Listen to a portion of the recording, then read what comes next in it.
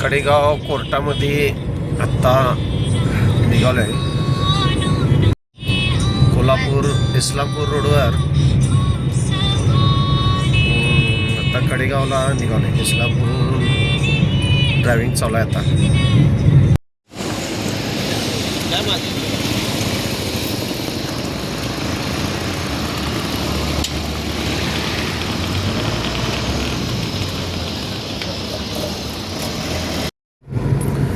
इस्लामपूरच्या पुढं आपण आता पोहोचलेलो आहोत. जवळजवळ ताकारी जवळ आलो आहोत. समोर छानपैकी डोंगर दिसते.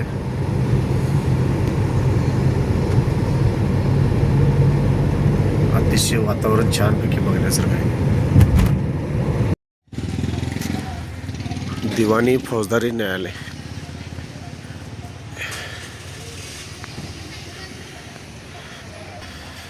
फौजदारी न्यायालय कडेपूरमध्ये जस्ट जाता पोहोचलो.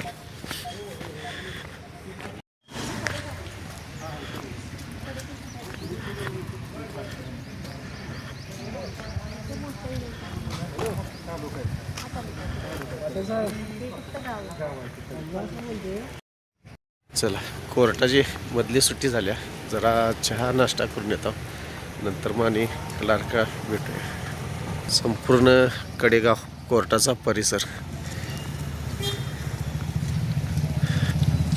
कडेपूरमध्ये तहसीलदार कार्यालय पण इथंच आहे आणि तहसीलदार कार्यालयाच्या दिवाणी फौजदारी कडेगाव कोर्टसुद्धा इथंच आहे. ही जी बिल्डिंग आहे ती कडेगाव दिवाणी फौजदारी न्यायालयाचं इमारत आहे.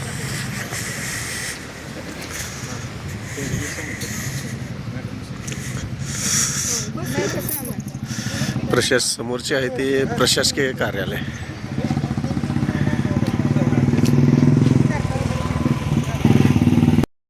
आपले क्लायंट राजेश जाधव देवराष्ट्र यांच्या घरी जस्ट आत्ताच आलो. हे त्यांचं घर आहे छानपैकी.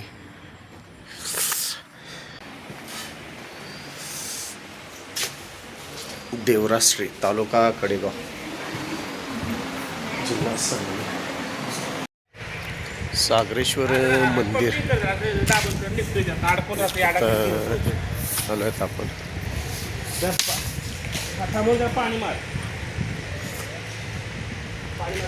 देवराष्ट्र, तालुका कडेगाव, जिल्हा सांगलीमध्ये हे मंदिर आहे.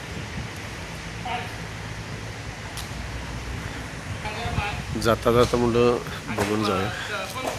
ट्रस्ट आहे.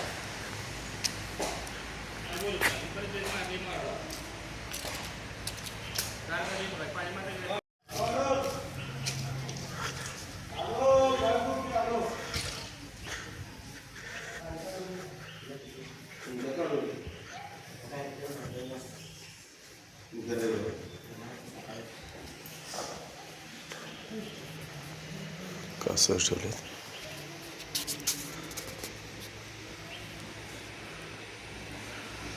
अशी बसलीत.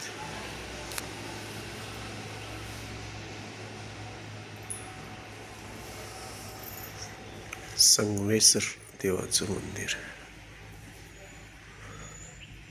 हे संपूर्ण सागरेश्वर पिंड आहे. मावशी इथं बसलेत सेवेसाठी.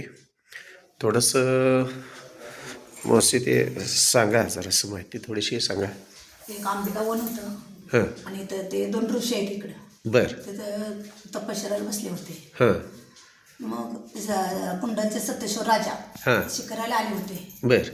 मग त्यांना तहान लागली होती. मग ते काय म्हणले, आम्हाला त्या ऋषींना म्हणले तहान लागल्या, पाणी कुठं मिळेल का? बर. मग ते ऋषी तपश्चर्याला बसल्यामुळे ते काय बोलले नाहीत.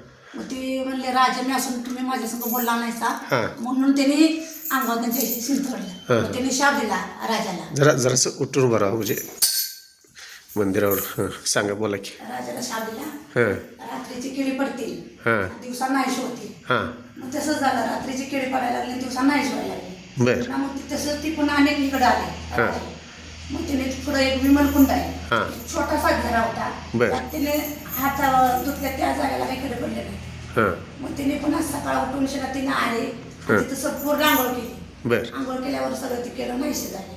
मग त्या सप्तेश्वर राजाने हे सगळं मंदिर बांधलेलं आहे. मंदिर वाट आता हे जे यांची पिंड आहे आपली महादेवाची पिंड आहे त्याच्या खाली समुद्राचं हे आहे का हा पाणी आहे. समुद्राचं पाणी आहे समुद्राचं पाणी आहे. बरं आणि बरं इथे 3 कुंड आहेत. 3 कुंड आहेत त्याचे हा हम्म.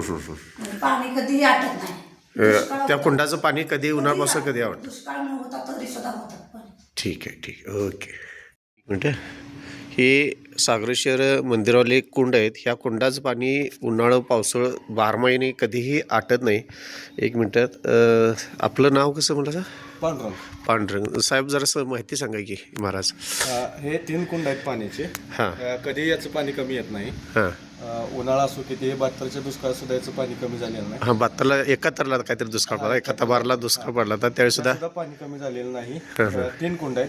एक पिण्यासाठी आणि देवाला आंघोळीसाठी एक पाणी वापरलं जातं, एक आंघोळीसाठी वापरलं जातं, एक कपडे वगैरे धुण्यासाठी वापरलं जातं. तिन्ही कुंडात साक्षात गंगाच असल्यागत हे तीर्थ मानलं जातं. बरोबर चालेल. तुम्ही आता इथं शेवेला असताय. हा आम्ही शेवेला असतो इथं. हे जे पाठीमागे जे कुंड दिसतात हे 3 कुंड आहेत या कुंडामध्ये कधीही उन्हाळ्यापासून पाणी आटत नाही. आत्ताच महाराजांनी माहिती दिलेली आहे आणि इच्छासारखं मंदिर आहे. छान छोटी छोटी मंदिर आहेत बघा.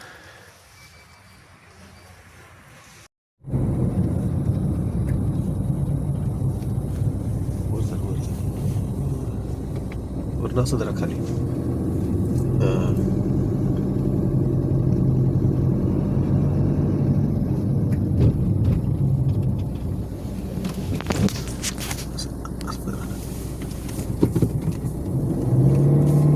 छानपैकी कडेपूर आणि हिची नदी आहे बघा सुंदर अशी.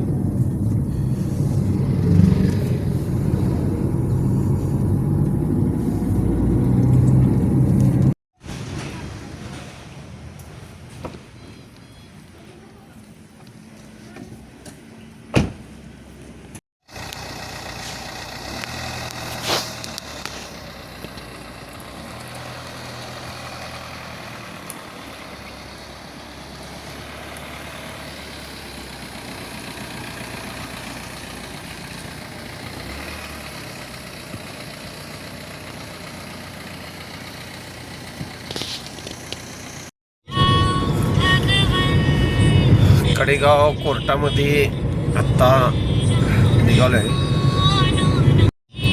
कोल्हापूर इस्लामपूर रोडवर